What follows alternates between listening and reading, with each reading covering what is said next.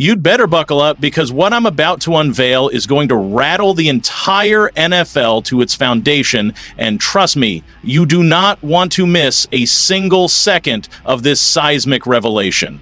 Listen closely, football faithful, because there's a storm brewing across the league, and it's got everyone talking, and I mean everyone, from the local barbershop to high-rise boardrooms. From your mom's kitchen table to the executive suites of the NFL, people are engaged in a heated debate that might just redefine how we measure greatness forever. But before we dive headfirst into this whirlwind of revelations, I need you to do me 3 quick favors. Smash that like button, because what you're about to hear is premium, game-changing content. Drop a W in the comments if you're still riding with the Chiefs, or an L if you've jumped ship. And hit that subscribe button, because what we're about to expose will not be found anywhere else on this platform. Now, allow me to set the stage, because without context, you're just another casual fan tossing hot takes around like confetti at a championship parade. We're living in a hyper-analyzed era of football, where every pass, every decision, every ounce of brilliance or blunder from a quarterback is scrutinized under a microscope that would make scientists envious. Patrick Mahomes, that name alone induces sleepless nights for defensive coordinators and causes veteran players to rethink everything they thought they understood about playing under center. Mahomes didn't just arrive in Kansas City. He detonated onto the scene like a supernova, completely reshaping the trajectory of the Chiefs franchise and transforming the modern blueprint for quarterback excellence. But here's where it gets truly intriguing. Capital. While fans and media have been busy carving Mahomes' bust in Canton, behind the scenes, in the locker rooms, among legends of the game, a different, more nuanced conversation is unfolding. These aren't just clickbait debates on sports talk panels. These are legitimate, experienced voices, men who've battled in the trenches, held the Lombardi, and earned the right to speak on greatness, questioning who truly reigns supreme. Let's talk Chiefs. Kansas City is living the dream most franchises fantasize about. 3 Super Bowl victories in recent seasons, with Mahomes orchestrating it all like a battlefield general. But here's the plot twist. They're fresh off what many are calling a losing season. And yes, I'm using quotation marks, because for the Chiefs, anything short of a Super Bowl parade is viewed as failure. They were dethroned by the Philadelphia Eagles, and that loss, it hit differently. It peeled back the armor. It exposed vulnerabilities few wanted to acknowledge. While the Chiefs regroup and retool for another climb to the summit, the rest of the AFC isn't just sitting still. Enter the Pittsburgh Steelers. They made a move so bold, so unexpected, it sent ripple effects across the entire NFL. They signed Aaron Rodgers. And let me be crystal clear, this isn't just about acquiring a quarterback. This is a calculated, all-in gamble. Rodgers, for those unfamiliar, and seriously, where have you been, is a 4-time MVP, a Super Bowl champion, and one of the most cerebral and dangerous QBs to ever lace up cleats. But even legends meet their match. Father Time remains undefeated, and Rodgers, now near the twilight of his career, has one shot, one final crusade. The Steelers are betting it all on his experience, arm talent, and football IQ to carry them through a brutal AFC gauntlet, and that path runs straight through Kansas City, which means we're staring down the barrel of an epic clash. Rodgers/Mahomes. Legacy vs. ascendancy, the past colliding with the present for a shot at football immortality. But the plot thickens even further. Recently, Ben Roethlisberger, the legendary Steelers quarterback and 2-time Super Bowl champion, was asked a deceptively simple but explosive question. If you had to pick your starter, would you take Aaron Rodgers in his prime or Patrick Mahomes right now? And what Big Ben said sent shockwaves through the entire football world. His answer wasn't just bold, it was revealing. I would take Aaron in his prime over Patrick now. I think Aaron Rodgers in his prime was one of the top few to ever do it, and so is Patrick Mahomes at his prime. Patrick Mahomes is just entering out of his prime. I think, wait, what? Patrick Mahomes is just entering out of his prime? That single statement has ignited a firestorm of debate, and it's only just begun. We're talking about a quarterback who's still in his 20s, a player who has already led his team to multiple Super Bowl titles and seems to sharpen his edge with every passing season. So to suggest that Patrick Mahomes has already exited his prime, that's either the most controversial take in recent memory, or it's a glimpse into a hidden truth the average fan just can't see. But Roethlisberger didn't stop there. He went on, yes, I think Patrick Mahomes is phenomenal. He's going to go down as, well, another arguable GOAT. You know what I mean? There's only one GOAT, but there's a whole herd of GOATs.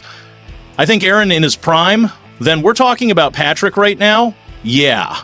If we're talking prime vs. prime, now that's a real debate. I'd have to think very hard about that. Now that's what you call speaking truth while still paying respect. Roethlisberger is acknowledging that both of these quarterbacks deserve to be in the conversation when we talk about greatness, but he's also making a nuanced distinction worth examining. He's essentially saying that prime Aaron Rodgers had an element, an intangible brilliance that even current Mahomes might not quite match. But he's also leaving the door open for a real side-by-side comparison between both quarterbacks at their absolute peak. So let's unpack this idea of a quarterback's prime, because it's not just about age. Prime is the convergence of elite physical capability, advanced mental processing, veteran experience, and razor-sharp situational awareness. It's when talent meets wisdom and execution meets instinct. Y'all, it's time for a real talk about what's unfolding in Kansas City. And for fantasy football managers who've been riding the Travis Kelce wave for the past decade, the forecast isn't looking good. Now, before you come for me, let me set the record straight. I've got nothing but admiration for what Kelce has accomplished. We're talking about a future Hall of Famer, a generational phenom who's been the gold standard for tight ends in fantasy football since the Obama administration. But the NFL is a young man's arena, and Father Time remains the one opponent no legend can outrun. Let's read the writing on the wall. Last season should have sent shockwaves through the fantasy football world, but somehow too many are still asleep. Kelce, at 35, wrapped up the season as T5 with 97 receptions, 823 yards, and just 3 touchdowns. Now, I get it. Those numbers aren't bad. In fact, for 95% of the league's tight ends, that stat line would be career-defining. But Travis Kelce isn't the 95%. He's the elite of the elite, the benchmark. And when a down year looks like this, it means the decline isn't just coming, it's already here. Here's where things start to unravel. The analytics expose what raw stats try to mask. Kelce's yards per route run dipped to a concerning 1.67, ranking 21st among tight ends. Let that sink in. This is the same guy who used to be Mahomes' automatic read, the security blanket. For context, he posted a 2.01 YPRR in 2023 and a dominant 2.44 in 2022. This isn't a slow fade, it's a cliff dive. And then there's the tape. I've dissected every snap he's played over the last 3 seasons. The drop-off isn't dramatic, it's subtle, but it's real. That first step explosiveness off the line, it's dulled. The effortless separation he once created, now it's manufactured more dependent on schemes and spacing. Even Pro Football Focus handed him a modest 71.7 grade last season, good for 13th out of 74 tight ends. Respectable? Sure, but for a man who's owned a top 3 spot for nearly a decade, that's a throne beginning to tremble. Now let me be clear, this isn't a eulogy. Kelce can still ball. He's better than most tight ends in the league, but in the cutthroat world of fantasy football where production, consistency, and upside reign supreme, his trajectory is trending the wrong way. Let's talk volume. The lifeblood of fantasy tight ends. Even if a player's physical tools are eroding, heavy target share can disguise it. The issue? That monopoly Kelce enjoyed in Kansas City is fading, and it's not his fault. Last season, the Chiefs' receiving core was in shambles. Injuries left Kelce as Mahomes' lone trusted target.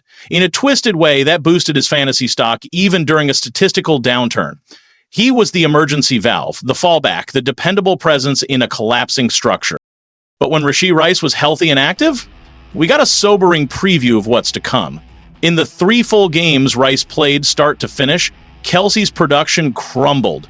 8 catches, 69 yards, 0 touchdowns on 12 targets. Yes, it's a small sample, but extrapolate that over 17 games, and you're looking at just 45 catches for 391 yards. Numbers that wouldn't even crack the top 15 tight end. That's a crisis for fantasy managers banking on vintage Kelce. And here's the real pivot point, the Rashee Rice effect. Initially, the fantasy community clung to hopes that Rice might face a suspension in 2025, a potential saving grace for Kelce's target dominance. But the latest buzz suggests Rice will likely be active from week 1, siphoning targets Kelce used to feast on. And let's be real, Rice isn't just filler. He's explosive, ascending, and ready to step into the WR1 role. That reality fundamentally alters the Chiefs' offensive dynamic. Mahomes is evolving, his arsenal is expanding, and Kelsey, for the first time in years, is morphing into a complementary weapon, not the cornerstone. That's the natural arc of aging, even for icons. The Chiefs have always prided themselves on maximizing space and playmaker potential. But with a healthy Rice, we'll see broader target distribution, more creativity, and fewer plays where Kelsey is Mahomes' unquestioned first read. And now, the truth nobody wants to confront: age. Kelsey enters the 2025 season at 36 years old, a senior citizen in tight end years.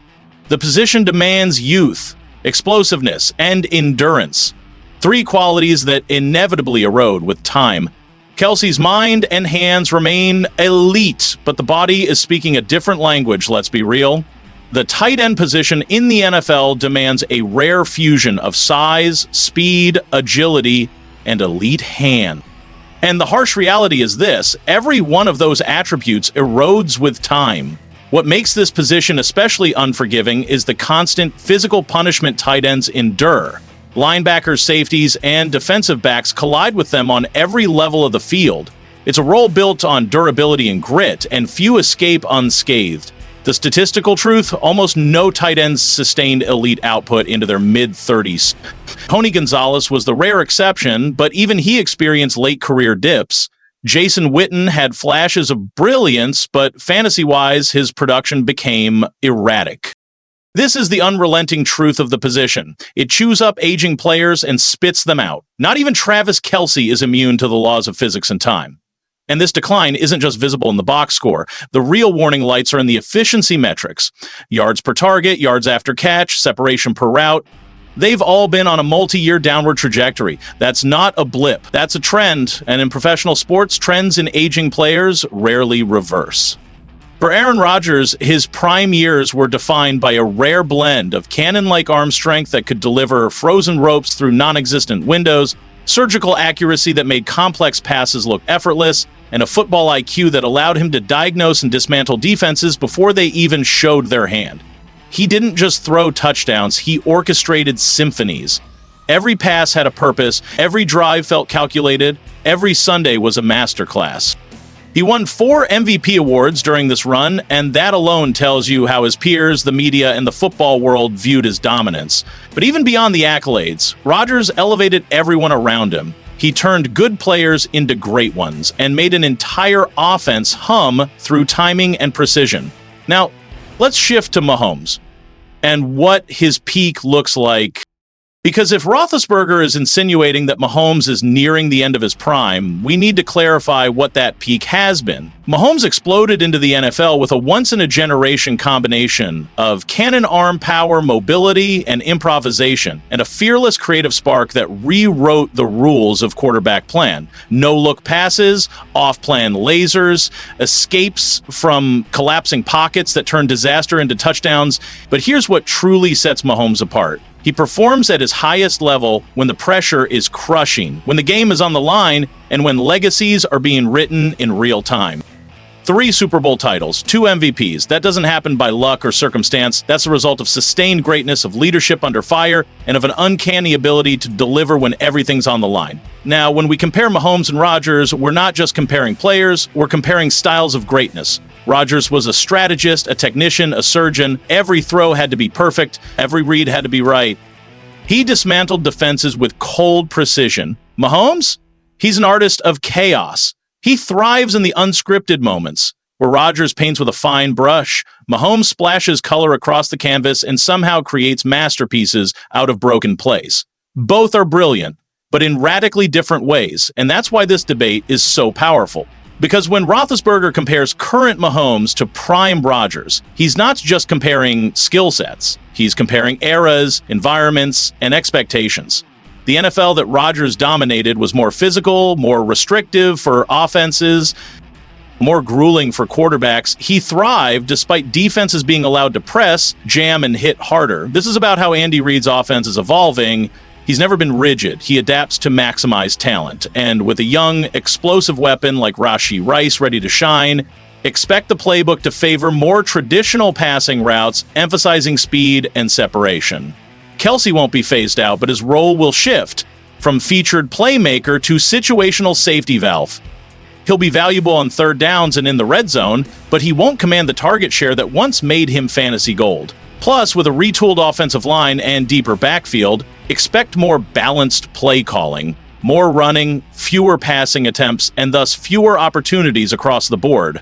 Kansas City Chiefs Nation, it's time to strap in, because your squad is about to receive a monumental boost heading into the 2025 season. The latest announcement has me more fired up than a kid tearing into gifts on Christmas morning, and I guarantee every loyal member of Chiefs Kingdom is feeling that same surge of adrenaline right now.